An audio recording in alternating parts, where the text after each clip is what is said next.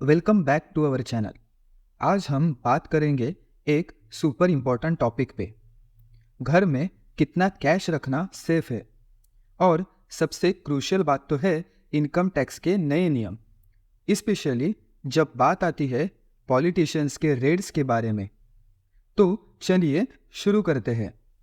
तो सबसे पहले बात करते हैं रिसेंट इनकम टैक्स रेड जो धीरज प्रसाद साहू जी के घर पर पड़ी।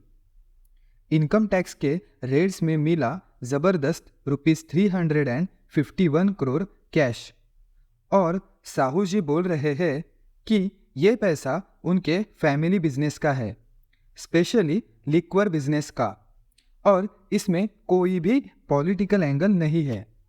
अब आते हैं सीधा इनकम टैक्स रूल्स पे। पहला नियम, no specific limit on cash at home.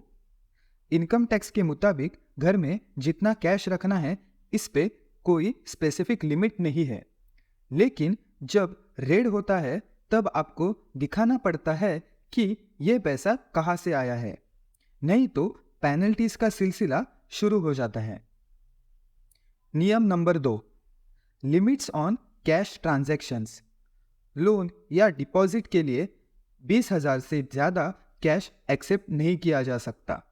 ₹50,000 से ज़्यादा के ट्रांजैक्शंस के लिए पैन नंबर मैंडेटरी है।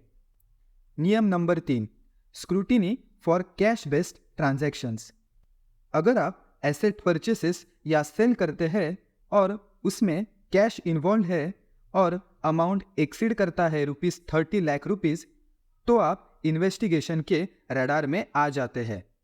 नियम number 4, TDS on large withdrawals. ₹1 crore से ज़्यादा कैश विड्रॉल पे 2% टीडीएस भरना पड़ सकता है। नियम नंबर 5, कैश ट्रांजैक्शन फाइन।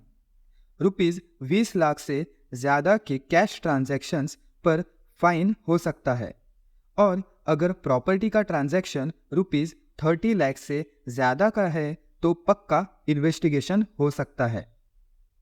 नियम number 6, caps on cash payments.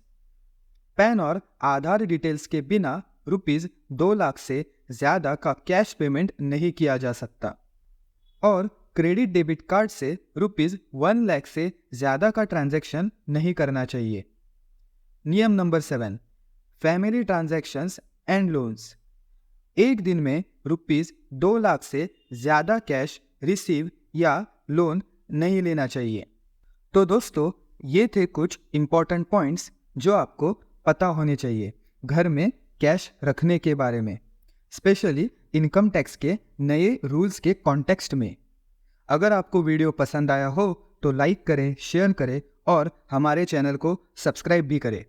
हम मिलेंगे आपको नेक्स्ट इन्फॉर्मेटिव वीडियो में। थैंक्स और स्टे ट्यून्ड।